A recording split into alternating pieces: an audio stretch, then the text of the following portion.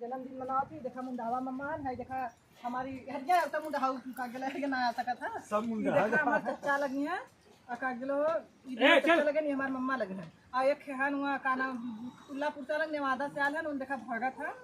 भगत है भी दिखा दे कि आज अपने चच्चा का हम वीडियो बनवाते, मतलब कि जन्मदिन मनाते। हाँ जन्मदिन नहीं कहो। आप लोग से यही उम्मीद है, ढेर सारा प्यार दुलार दीजिए, आशीर्वाद दीजिए, अपने वीडियो में कमेंट बताइएगा कि मेरे चाचा जी कैसे लग रहे हैं ना।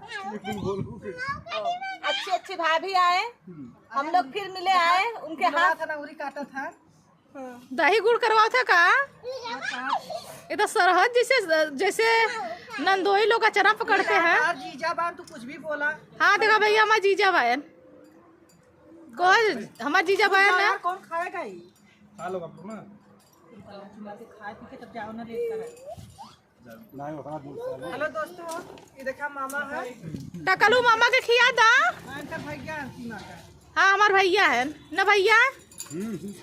देख ला ये देखा इधर करा हो।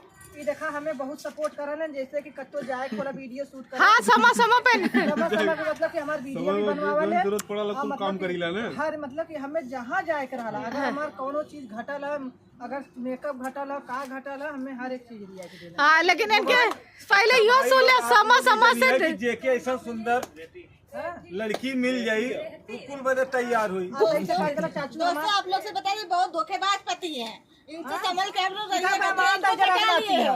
मेहमान लगे